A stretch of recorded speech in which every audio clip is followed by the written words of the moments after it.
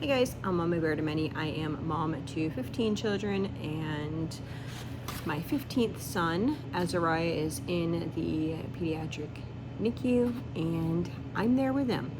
So today is going to be just a little update about him, and then maybe we'll chat about what's going on this coming week. So he had his heart cath surgery. If you've been following along, he had a heart cath.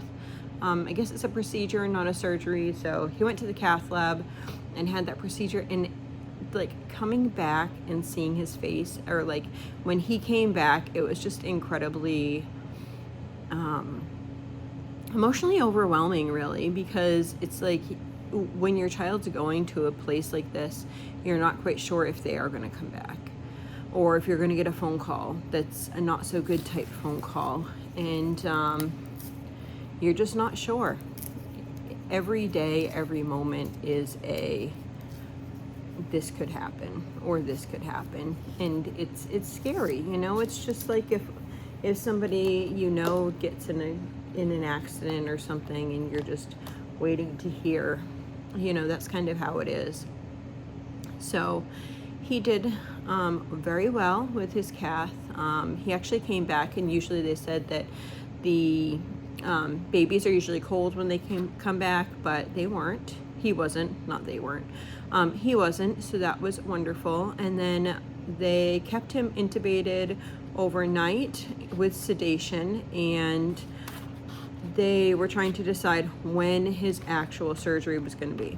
So that next day, we didn't find out. It's been like waiting. We didn't find out. So we did just find out. We had to wait for so to close the VSD could potentially make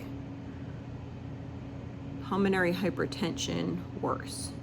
So they want to make sure with that person that it was okay, and they said yes, so we were just waiting for the day.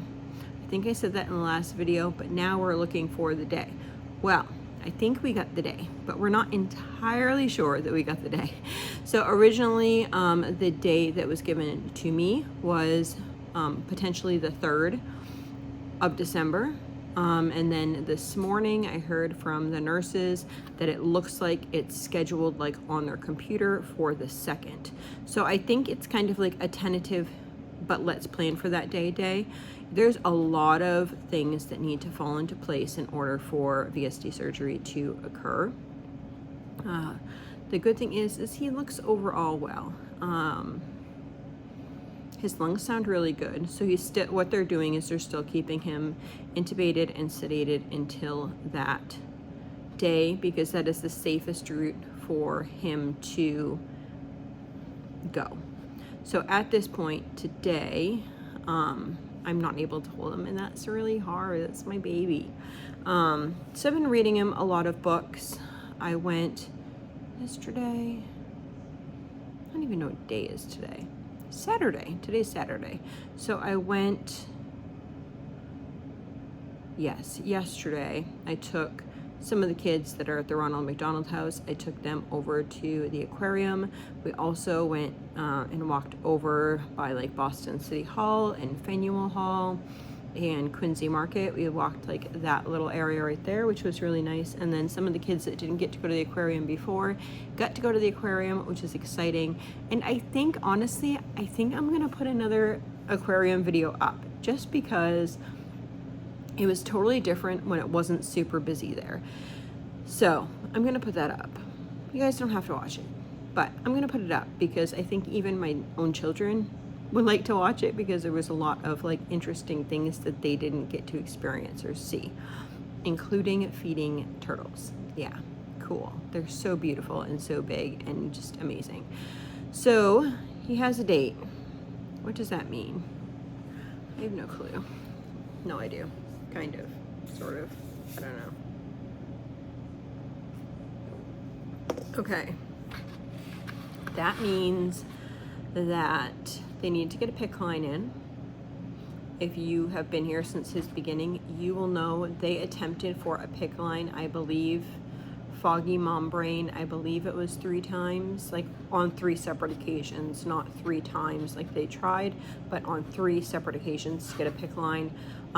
They tried it first 2 times, then they ended up putting a central line in, and then they tried actually probably 4 times, because they tried 2 times after they went to try to get that PICC line in, the central line in, and the lumen had clogged. They tried 2 times after that. So yeah. So they called me at the aquarium, and they're so like good here, and they called me at the aquarium and they said, so we think that we're going to go ahead with the PICC line. We have people in here, we see a good vein. And I'm like, oh my goodness, I can't do that without like being there with my baby. That's what my mama heart was saying. But in my mind, I was like, okay, if they really think that they can do this, then, and the people who are there right at that moment can do this, then let's go ahead and do this. Because as a mom, you want to be there for everything, but you can't always be there for everything. That's one of the hard things about motherhood, you know, like you can't be there for every single thing that your child's going to go through. So that was one of those moments that I can't be there every single moment of everything that Azariah is going to go through. So I took a couple deep breaths. I said yes. And then we went back to, we're actually almost done at the aquarium at that time. We were at like the touch tank part. So we ate our lunch as we were waiting for the ferry, took the ferry back, and then I went back and I pumped and packed my bag and then headed back. When I got back in here, the nurse wasn't right at her station. So in order to get in the door, if I haven't been in the door, it's for security, but if I haven't been in there that day, or like within the last 20 minutes, I think it was, then you have to like write your name down and whatever, and they have to like call and get approval from your nurse that you can come in there, because they might be in the middle of something. So they called, and she wasn't answering, called again, wasn't answering. So the lady's like, just wait here for a minute, I'll go check. And then they said I could go back. I was thinking, oh, I hope nothing is wrong in there, but you know, that's just how we think, right, as moms. And then I'm like, no, trying to talk myself out of it. Like, no, it's probably that they're in the middle of it and they can't answer the phone if they're in the middle of it, right? Gotta talk to myself like that, because that's how I'm able to calm myself down. So that's what I did. I went in and he was laying there, or before he was laying there, the neighborhood, like the next lady over, she was like, he did great, they got it in. And I was like, really? And she's like, yeah, he's a little bit more sedated, obviously, because one of my big things is when they went to do it, I was like, I just really want to make sure that he's comforted and comfortable. I don't want him to be uncomfortable if they're like fishing around for something or whatever. So yeah, and I looked at him and he actually looked so cozy. He was like, they had him all snugged up and he was nice and like relaxed and still semi-sedated. I was like, hi, Azariah.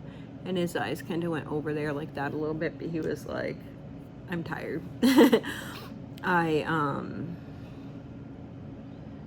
Yeah. So today he's comfortable. I have an awesome nurse today.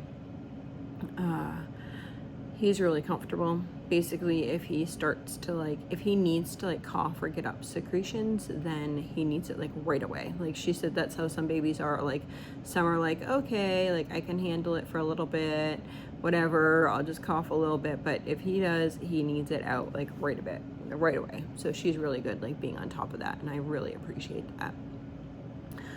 Last night was a little funny.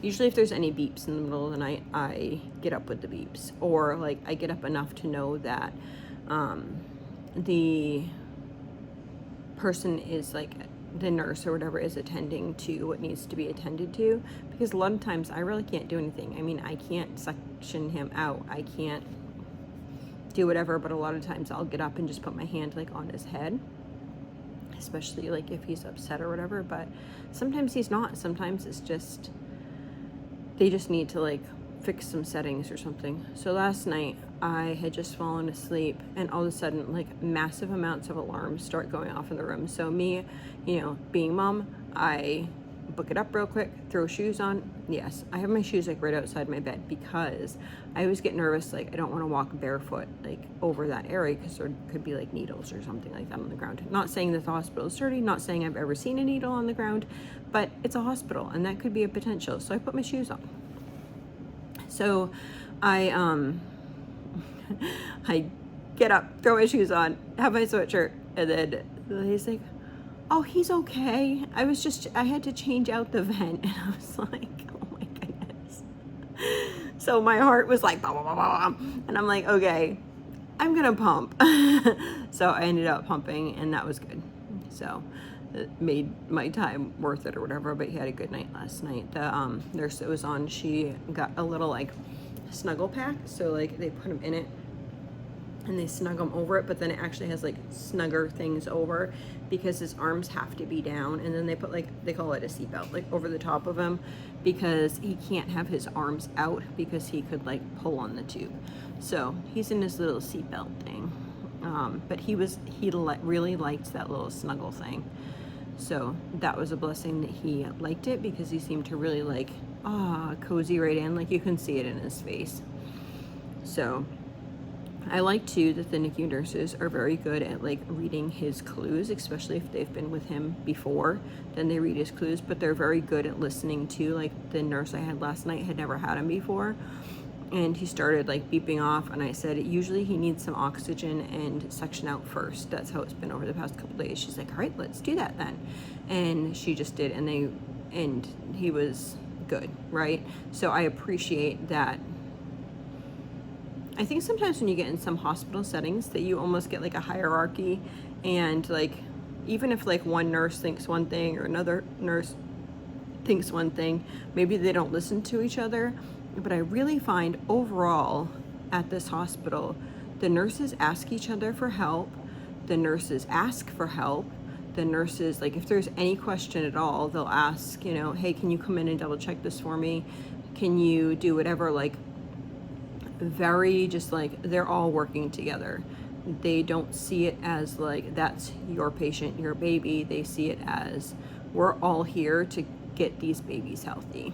So it's just incredible, that type of like thought process. And there's no like hierarchy. Lots of times doctors and stuff will ask specifically of me like different things because they're like, because you're the one who's there all the time, so you know him, you know what's going on with him more than any of us do. So let us know, and then we can go from there. So I do. Special. Yeah, really special. I actually had a good morning. I got to sit and chat with some ladies, which was nice because not all the time do ladies all come together. And so it was nice. There was some ladies in here. We got to chat this morning. We all have babies that have been here or are going to be here a while. So that's really special. Yeah. So I think that's all for the update. What's coming up this coming week? I have no clue. I think they're just prepping him. They're trying to get some weight on him before the surgery, which is working okay.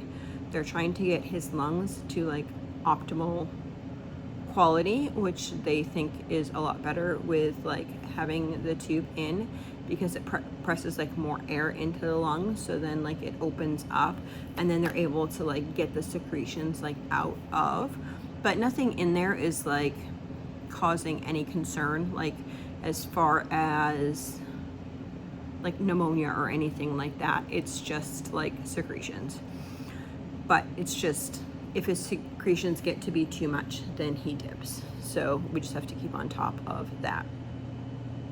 Anyway, I think that's it. I don't know. I'll update if there's something else before then, but I do think that it seems so far away because it's December, but really it's next week, Saturday in 2 days, right? So it's not that far away. I'm sure there'll be like other prep things that need to get done probably the day before, which would be that Sunday. I'm not quite sure. Anyway, I'm sure I'll know the sooner that, or whenever that comes, I'll probably know more. But for now, I'm reading to him. I'm loving on him, give him kisses, put the bed down, read stories, touch his head, sing songs. Oh, the music lady, she made this little thing. It's like a little box, and you can put like little cards in it. She helped me make a card, so I gave the story of like his life, which was really cool. So you can do different cards, and then you put them in the top of it. It's really neat. So he has one of those, and then like siblings can make cards if they want to, and yeah, I think it's called Yoto is the name of it. Yodo, I think it is. I think you can get them on like Amazon or something, but they provide it for in the hospital here, so that when I'm not there, they can like play the either my talking or singing or whatever it is. They can play that while I'm not here, so the baby hears familiar voices and stuff. So it's really kind of cool. I don't know if I've made it as far to want to sing, because I don't sing well at all. Don't tell anyone. Yeah, I do not sing well at all. I can hum. I sing to my children.